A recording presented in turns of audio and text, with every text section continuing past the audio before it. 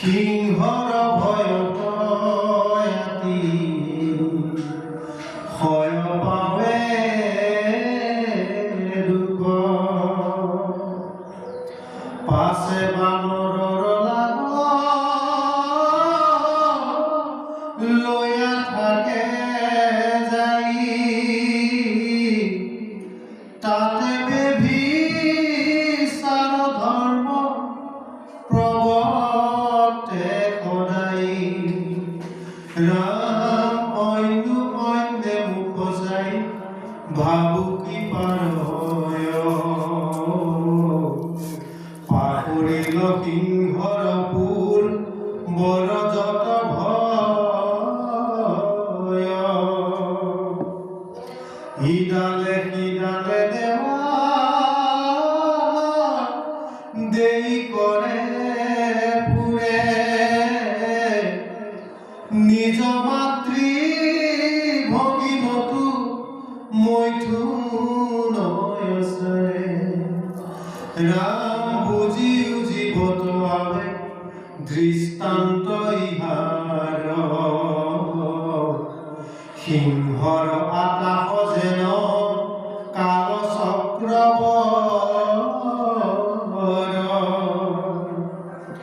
ব্ৰহ্মাকো কাটিবে লাগি আছে ফুৰি ফুৰি ইহাক শুনিলে জীৱ হব যাই দৰি কংক বক সদৃশ পাত খণ্ড দেৱতাক শংকাতে আৰাধে কাল চক্ৰ তৰিবা কৃষ্ণ আইবা সমস্ত এই যে সিংহ বুলি কৈছে এয়া হ'ল কালচক্ৰ কালচক্ৰত পৰি আমি কলৈ যাওঁ ঠিক নাই আৰু এই কালচক্ৰৰ ভয়ত আমি যেনেকৈ কালচক্ৰ মানে কি কালচক্ৰত পৰিটো এদিন কালচক্ৰত পৰি আমি স্থিতি ল'লোঁ সৃষ্টি হ'লোঁ স্থিতি ল'লোঁ ডাঙৰ দীঘল হ'লোঁ ল'ৰা ছোৱালী জন্ম দিলোঁ লাহে লাহে মৰহি যাম এদিন নাইকিয়াহে যাম মৰি থাকিম এই ছটা বিকাৰৰ পৰা আমি হাত সাৰিব নোৱাৰোঁ এই কালচক্ৰৰ ভিতৰতে পৰি আছে হয়নে সন্তানটোৱে পেটত গৰ্ভধান হ'ল তাৰপৰা ভূমিষ্ঠ হ'ল লাহে লাহে ডাঙৰ দীঘল হ'ল ফলে ফলে জাতিষ্কাৰ হ'ল লাহে লাহে মৰহিব ধৰিব আৰু এদিন গ'ল বোলে এইটো শ হ'ল আগতে চিৰি আছিল এতিয়া শ হ'ল গতিকে এই কালচক্ৰৰ পৰা হাত সাৰিবলৈ এই সিংহ এই কাল চক্ৰ ভয়ত সিংহ ভয়ত কাৰ ওচৰলৈ গ'ল প্ৰথমতে কাৰ ওচৰলৈ গৈছিল বাৰু হয়নে প্ৰথমতে কাউৰী খাবলৈ ওচৰলৈ গৈছিল তাৰপিছত কাৰ ওচৰলৈ গৈছিল ৰাজহংসৰ ওচৰলৈ গৈছিল ৰাজহংসই লগ নিদিলে হয় এতিয়া কাৰ ওচৰলৈ গম পাইছেনে বান্দৰৰ ওচৰলৈ গৈছে যে কালচক্ৰৰ পৰা ৰক্ষা কৰ সিংহ আত্মনাদৰ পৰা ৰক্ষা কৰ বান্দৰে আকৌ কি কৰিছে খেকাহে আছে ইডালে সিডালে জঁপিয়াই ভাগিন ভতিজা চিহ্ন কাম নাই যাই তাইৰ লগত বিবাহ পাতি এনে ঘূৰি আছে একে বেভিচা হয়নে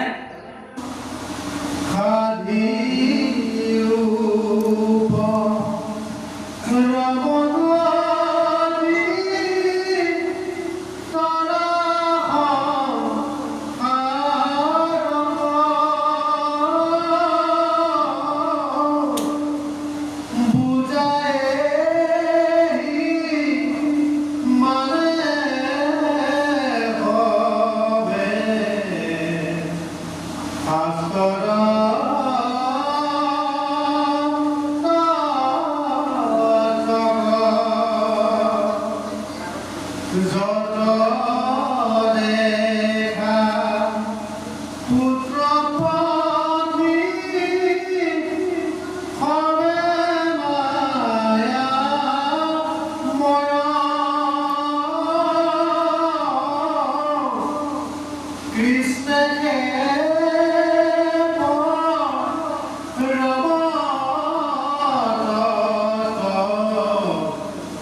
জানিবা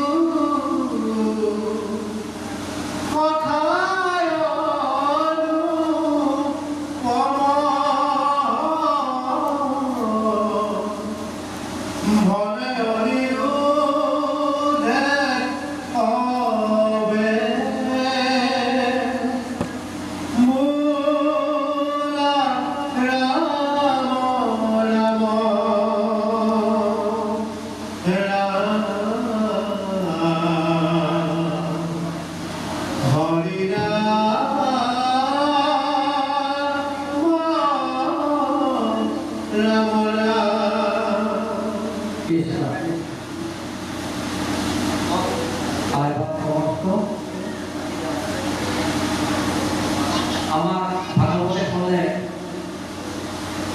যে মাধৱৰ সেৱা মানে কৰিয়া তীৰ্থ বিষয় বাসনা মানে এৰিবা তক। গতিকে আমি মাধৱক সেৱা কৰিব লাগিব। আমি যেতিয়াই মাধৱক সেৱা কৰিম তেতিয়াই কি হ'ব, বিষয় বাসনা দূৰ হ'ব। আমি মাধৱৰ আমি বুজি পালোঁ যেনিবা মাধৱৰ সেৱা মানে প্ৰাণীৰ সেৱা। যত জীৱ জংগম কীট পতংগম অগ নগ জগত এৰি কায়া। হে প্ৰভু মাধৱ, সমস্ত তোমাৰে কায়া বুলি আমি বুজিলোঁ। এতিয়া আমি তোমাক সেৱা কৰিম। কেনেকৈ সেৱা কৰিম? আমি মনেৰে সেৱা কৰিব লাগিব, ধনেৰে সেৱা কৰিব লাগিব আৰু তনেৰে সেৱা কৰিব লাগিব। আমি পাৰিলে ধনেৰে সেৱা কৰিব লাগিব, টকা পইচাৰে সেৱা কৰিব লাগিব। আমি জগতৰ মনুষ্য জীৱৰাশিক আমি ধনেৰে সেৱা কৰিব লাগিব। যদি পাৰোঁ আৰু নোৱাৰিলে আমি দেহেৰে সেৱা কৰিব লাগিব। আমি দেহেৰেও যদি সেৱা কৰিব নোৱাৰোঁ আমি মনেৰে সেৱা কৰিব লাগিব। উদাহৰণস্বৰূপে সমস্ত আমাৰ গাঁৱতে এঘৰ দুখীয়া মানুহৰ এটা ল'ৰা কিবা এটা কাৰণত অসুস্থ হ'ল। এতিয়া সেৱা বহাব লাগিব, কাৰণ ভগৱন্ত সকলো হীৰাই হীৰাই আছে। আমিতো প্ৰত্যেক প্ৰাণীৰ প্ৰতি দয়াশীল হ'ব দিছে। আমি তেতিয়া তিনি প্ৰকাৰে তাক সহায় কৰিব পাৰোঁ। এক নম্বৰ, এই টকা 500 দিলোঁ, যা নাৰ্ছিং হোমত কামত আহিব। আমাৰ গাঁৱত এইটো হৈ গ'ল। টকা 500 দিলোঁ, ই কি হ'ল? আৰ্থিক সাহায্য। আৰ্থিক সেইটো কি? তন মন ধন, ধনেৰে সেৱা কৰিলোঁ। আকৌ বোলে নাই হেৰি কৰোঁ, এই তনে সেৱা কৰোঁ। কেনেকুৱা সেৱা কৰিলে? হেৰি এই গাড়ীখনকে লৈ যাওঁ, মই দাঙি পাই নি যাওঁ নাৰ্ছিং হোমত, নিজে দেহাটো কাটি পেলাই দি থৈ আহিলোঁ। সেইটো কিহে কৰিলোঁ? তনে কৰিলোঁ। বোলে নাই মই ওচৰত নাই নহয়, এতিয়া মোৰ ধনো নাই, মই কাষতো নাই। এতিয়া গাঁৱতে হৈছিল, কিন্তু মই আকৌ এই আঁতৰলৈ গ'লোঁ নহয়।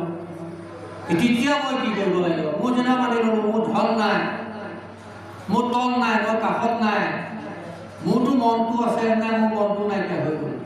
তেতিয়া কি কৰিব লাগিব? মনটোৱে কামনা কৰিব লাগিব, হে প্ৰভু দয়াময়, ল'ৰাটোক চাবা, ভালকৈ দিবা। গাঁৱৰ ছোৱালী এজনী ভাল ল'ৰা এটা পালে, বিয়াখন হৈছে, সাহায্যও বিচাৰিলোঁ। সাহায্য বিচাৰিলে সাহায্যও দিলোঁ। মই সেইটোকে দিম যে লেপটি তুলি জুকি দিম, আকৌ খাটি বিলুটিও দিলোঁ, একে ৰিচিপশ্যনত লাগি ভাগি দিছোঁ। কিন্তু পেটে পেটে ভাবিছ মোৰ যদি সেই ডেকা এটালৈ পলাই গ'ল, তোৰ যেতিয়া চাকৰি পালে তেনেকৈ কিবা পকাই যদি পহুৱে বিয়াখন ভাঙে। কিন্তু দেখাত একেবাৰে টকা পইচাই খাটি দি আছে, দেহে কেহে লাগি দি আছে, কিন্তু মনে ভাবি আছে যেন তেনেকৈ নহওক, কিবা এটা বেয়া হওক। কিন্তু মনেৰে ভাল ভাবিব লাগিব, মনেৰে প্ৰথম আমি ভাবিব লাগিব সৰ্বে ভৱন্তু সুখিনঃ, সমস্তৰে সুভক, সৰ্বে সন্তু নিৰাময়া, সকলোৱে শান্তিত থাকক, সৰ্বে ভদ্ৰাণি পচন্তু, সকলো সংস্কাৰমুখী হওক, সভ্য হওক, সৰ্বে ভদ্ৰাণি পচন্তু মা কচিত দুখ ভাগ হবে, সমস্তই দুখ নিৰাময় হওক। কিন্তু আমি কেইজনে হ'ব সমস্তই সেইটো কাম মুখেৰে কৈ দিম, দেহে টকা পইচাই সহায় কৰি দিম, দেহটোও খাটি দিম, কিন্তু মনে কেতিয়াও আনৰ ভাল হোৱাটো আমি নিবিচাৰোঁ। গতিকে আমাৰ ভজনা হৰি ভজনা কাহানিও নহয়, নিজক নিজে প্ৰমাণ কৰি চাব। আমি যদি নিস্বাৰ্থভাৱে আনৰ ভাল হোৱাটো বিচাৰোঁ, সঁচা সঁচিকৈ মুখেৰে যেনেকৈ কওঁ অ' হৰি অ' ৰাম, সবাৰ ফলতে হৰি বল হৈ গ'ল। যেতিয়াই জগতৰ প্ৰতি আমি সেই নিস্বাৰ্থভাৱে ভাৱ আহিব, সকলোৱে মনোবলৰ প্ৰতি আশা প্ৰকাশ কৰিম। এনেই ব্যস্ত ভাৱটো মুখেৰে দি দিয়ে, কিন্তু আচলতে নাভাবে তাৰ যে নাকখন ব্যস্ত হৈ যাওঁ, কিন্তু মিছা কপট আছা। কপট ভজনা আমি ত্যাগ কৰিব লাগিব, তেতিয়াহে আমি ভগৱন্তক দৰ্শন কৰিব পাৰিম। দৰ্শন কৰিম মানে কি? অহম ব্ৰহ্মাস্মি, নিজকে ব্ৰহ্ম জ্ঞান কৰিব পাৰিব, ভগৱন্তক সাক্ষাৎ কৰিব পাৰিব, ভগৱন্তৰ কৃপা প্ৰাৰ্থী হ'ব, আৰু আনকো কৃপা কৰিব পৰা ক্ষমতা অৰ্জন কৰিব। কৃষ্ণ জাত মাধৱৰ ভকত জনৰ পশুৰ অংগম নাই, জানো দেৱ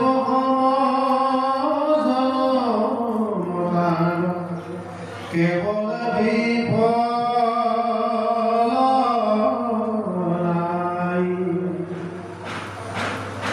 জানো ভকতৰ অংগ মিলে যেনে আহি,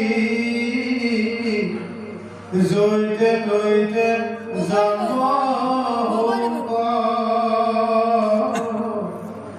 ইহা প্ৰমাণ দেখি লোকাখ্যান নিস্তাৰিলা তুমি মোক, তজু চৰণৰ ধূলা মাথাত যিখবে ধৰে বহুত, গুচি পাপমতি মিলিবে ভকতি, নাহিয়াত ভূত। কৃষ্ণ কৃষ্ণ আইবা সমস্ত। ইয়াত ক'লে যে তদু চৰণৰ ধূলাক মাথাত যিহবে ধৰে বহুত, গুচি পাপমতি মিলিবে ভকতি, নাহি আত অদভূত। এতিয়া আমি কি বুজিলোঁ? তদু চৰণ। এতিয়া চৰণ মানে বাৰু চৰণ চিনি পাইছোঁ, তদু মানে কৃষ্ণৰ কথা কৈছে। হে কৃষ্ণ, তোমাৰ চৰণৰ ধূলাক যদি মাথাত কোনোবাই অভিষেক কৰে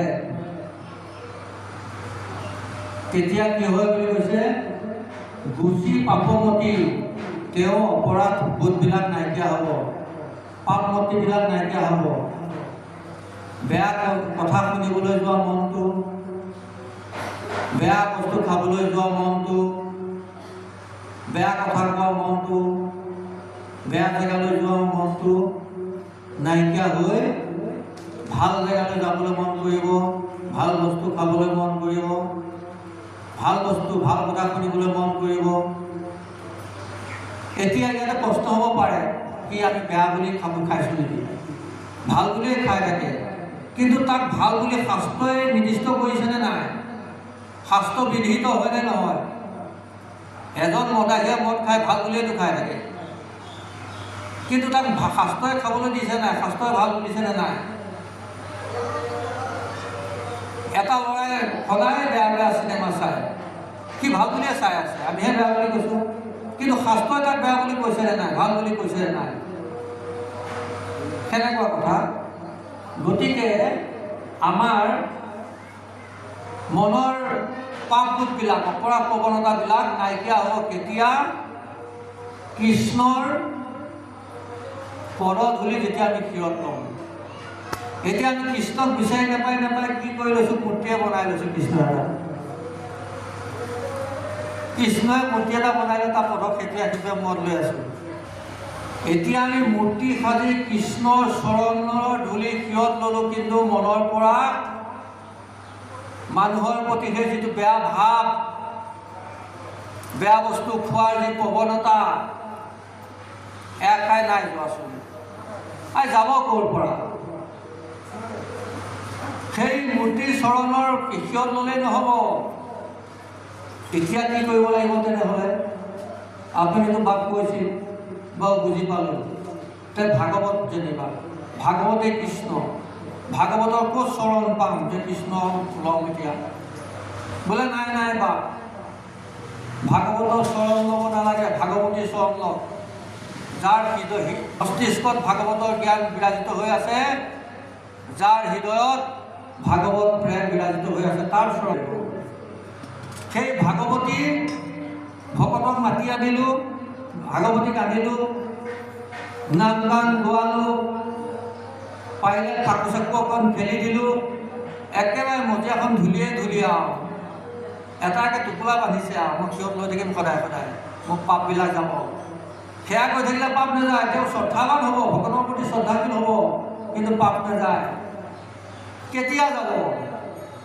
যেতিয়া ধূলি যে সেই আমি প্ৰথমতে সেই চৰণ চিনি পাব লাগিব, আৰু তাৰ ধূলি চিনি পাব লাগিব। সেই ধূলি শিৰত ল'লেহে পাপ বুদ্ধি যাব। গতিকে সেই চৰণ, সেই ধূলি প্ৰশ্নবোধকত ৰাখিলোঁ, বাকী আমাৰ পাঠকে পাপ কৰিব।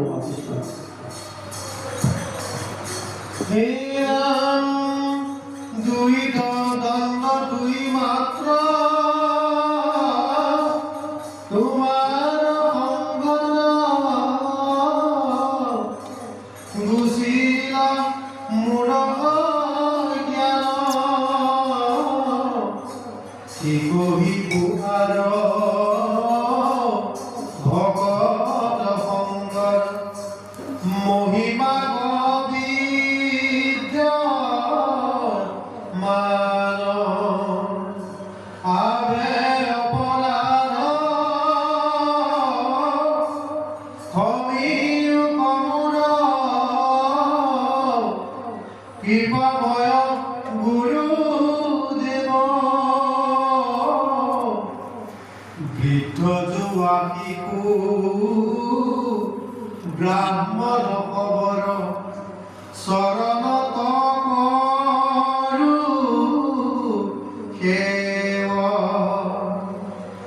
যিকম ব্ৰাহ্মণে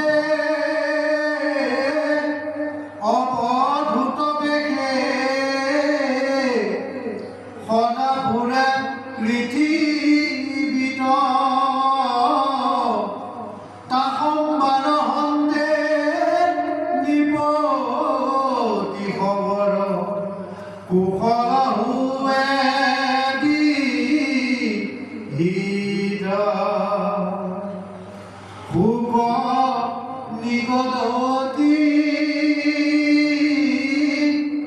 শুনি নৃপতি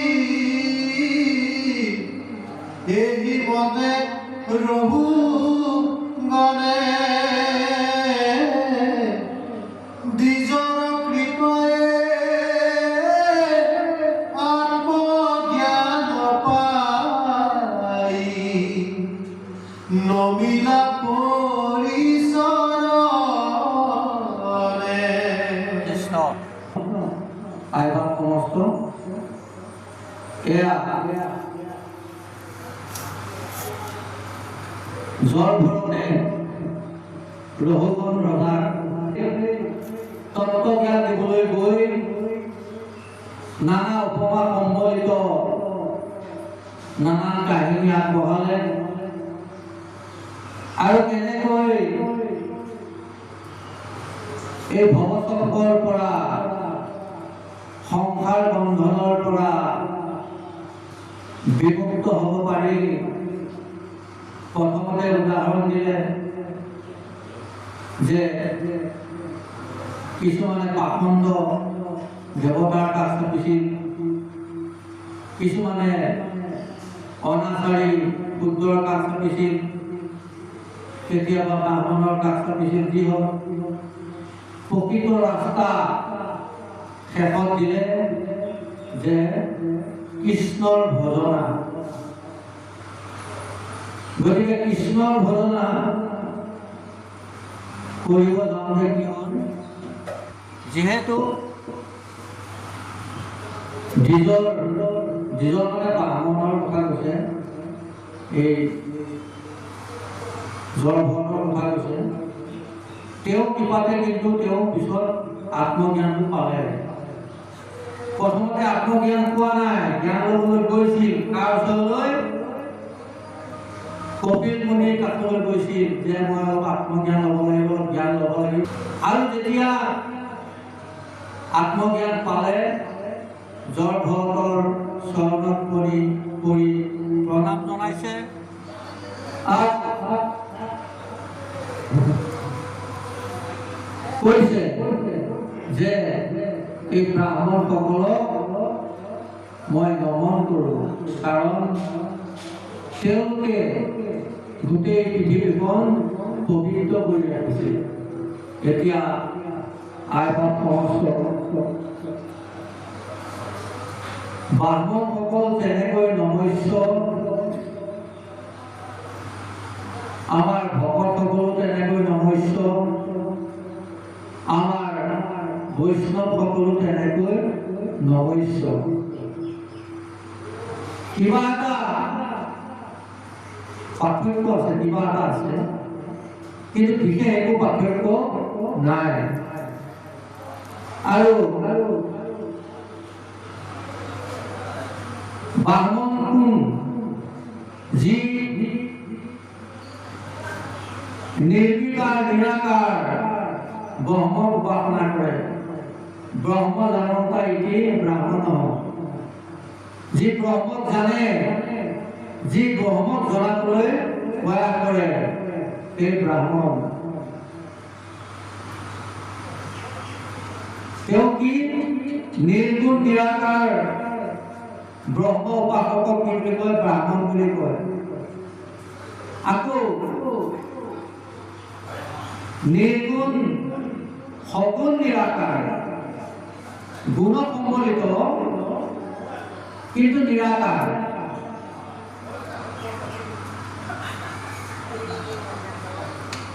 সগুণ নিৰাকাৰ গুণ নাৰায়ণ বিষ্ণু হৰি, নাৰায়ণ বিষ্ণু একই সগুণ নিৰাকাৰ। সগুণ নিৰাকাৰ বিষ্ণু, বিষ্ণু উপাসক কি বুলি কয়? বৈষ্ণৱ বুলি কয়। তেনেহলে ভকত কাক বোলে? ভকত হল সগুণ সাকাৰ। সগুণ সাকাৰ কোন? ভগৱান কৃষ্ণ। তেওঁ গুণ সম্বলিত আৰু সাকাৰ ৰূপে দৃশ্যমানে দেখাও পায়। গতিকে ব্ৰহ্ম জানতা এটি ব্ৰাহ্মণ হল নিৰ্গুণ নিৰাকাৰ উপাসনা কৰা সেই পন্থাক ব্ৰাহ্মণ একেই বস্তু কিন্তু তিনি তত্ত্ব একে। তাৰপিছত আহিল সগুণ নিৰাকাৰ বিষ্ণু বিষ্ণু উপাসক বৈষ্ণৱ হওক আৰু সগুণ সাকাৰ আমিবিলাক কি ভকত। আমি ভকত মানে কি? আমাক ভাত বনাবলৈ চাউল পানী দিছে, জুই দিছে, আমি ভাত হওঁ নহওঁ নাজানো। আমি সেই পন্থৰ অনুগামী, আমি সেই ভকতি পন্থৰ সেই মহাত্মাসকলৰ পদাঙ্কন অনুকৰণ কৰি আমি আগবঢ়া। আমি অভ্যাস মাত্ৰ কৰি আছোঁ, আখৰা কৰি আছোঁ। যদি ভগৱন্তৰ কৃপা হয় কেতিয়াবা আমিও ভকত হ'ব পাৰিম। আৰু যদি পাপে কিবা বেৰাই বেৰাই ধৰি আছে, ভগৱন্তৰ যদি কৃপা প্ৰাপ্ত নহওঁ নাপাম। এয়া হ'ল ভগৱন্তৰ ইচ্ছা নিৰ্ধাৰ কৰে। কিন্তু আমি সেই মহান মহান ভকতসকলৰ গুৰুজনাৰ পদাঙ্কন অনুকৰণ কৰি আমি এই ভকতি পন্থত অগ্ৰসৰ হ'বলৈ অভ্যাস কৰিবই লাগিব। কৃষ্ণ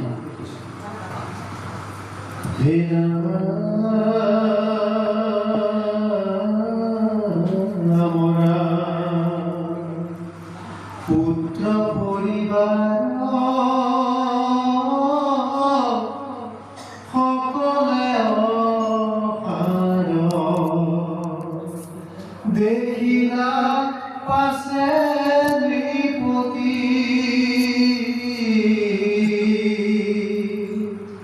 দেহৰ মমতা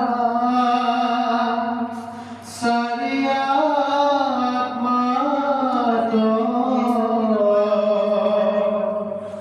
কৰিলা দৃঢ় মতি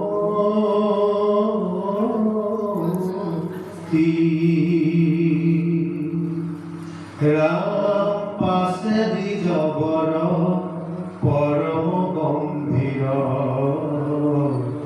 নিৰ্মল সাগৰ প্ৰায় মন কৰিয়বি পৃথিৱী পৰ্যাতি ফুৰিলে লৈ লাডু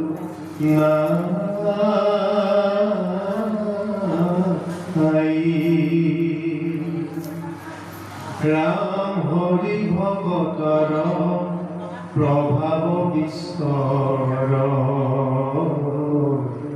কহিয়া নপাৱে কিমা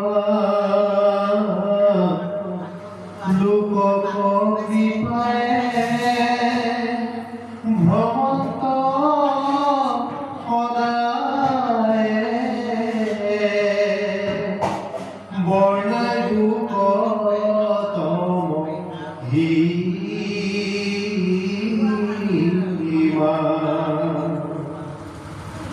যেন গৰুৰ পুৰাকন পাৱে সামান্য পক্ষী ওচৰ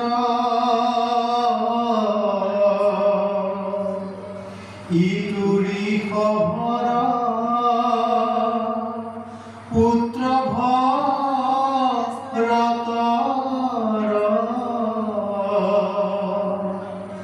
ভৈলা কেহি পথ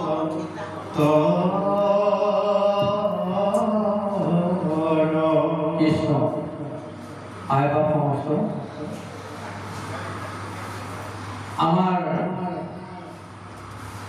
এই ব্যাখ্যা অনুষ্ঠানটি আজি এই ৰঘুগণৰ কাহিনীৰ পৰা আৰম্ভ হৈছে আৰু সেই ৰঘুগণৰ কাহিনী এতিয়া পৰিসমাপ্তিৰ পথত। ৰঘুগণৰ আত্মজ্ঞান লাভ কৰিলে ৰঘুগণে কাৰ জৰিয়তে? ব্ৰাহ্মণ জল ভৰতৰ জৰিয়তে। কি ইয়াত ক'লে? পুত্ৰ পৰিবাৰ সকলে অসাৰ দেখিলা পাছে নিপতি। যে যেনেকৈ সিংহ কাষৰ পৰা কাক কাউৰী শগুনে বচাব নোৱাৰে, বান্দৰৰ জাকে বচাব নোৱাৰে, ৰাজহংসই বচাব নোৱাৰে। তেনেকৈ আমাৰ এই কালচক্ৰৰ পৰা পুত্ৰ, ভাষা, ধন, জন এইবিলাকে মান মৰ্যাদা পদ প্ৰতিষ্ঠাই বচাব নোৱাৰে। কালে যেতিয়া পাব তিলকতে লৈ যাব। গতিকে তেওঁ বুজি পালে আৰু এই বিষয়ৰ প্ৰতি তেওঁ বৈৰাগ্য আহিল যে মই বাচিবৰ কাৰণে যে ধন, হাঁহ পুত্ৰ, হাঁহ বাচ্চা কৰি হাবু তাবু খাই আছো, এয়া খোৱাতকৈ মই ঈশ্বৰ চিন্তা কৰাই ভাল হ'ব।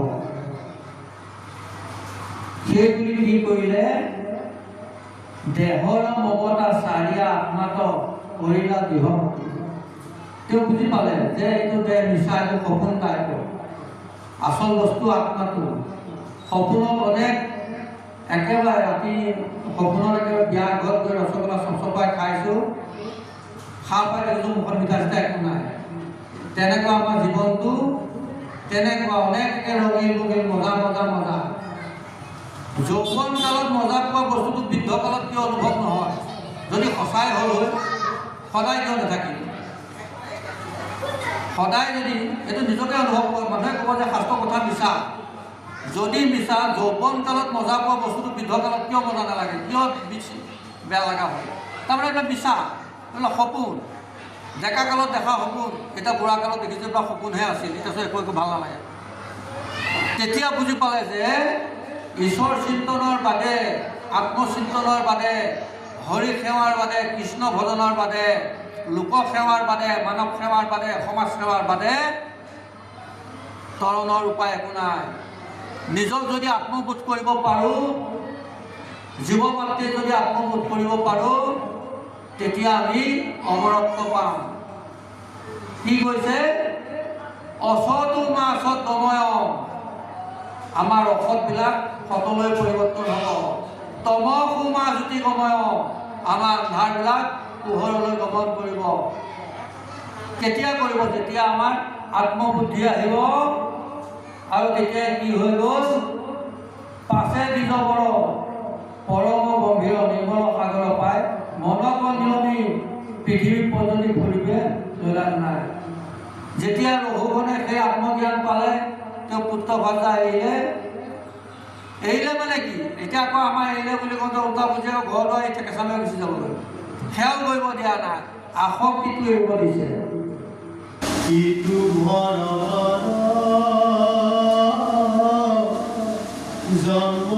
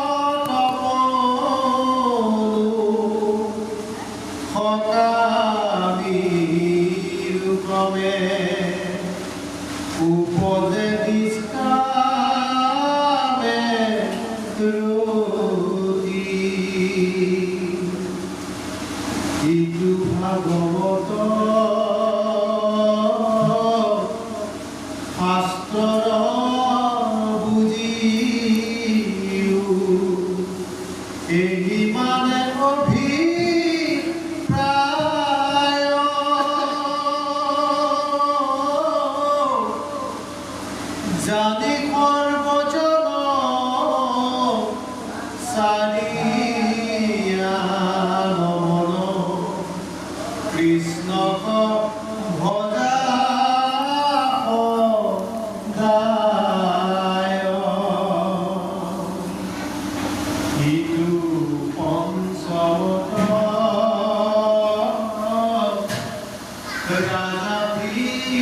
Zoko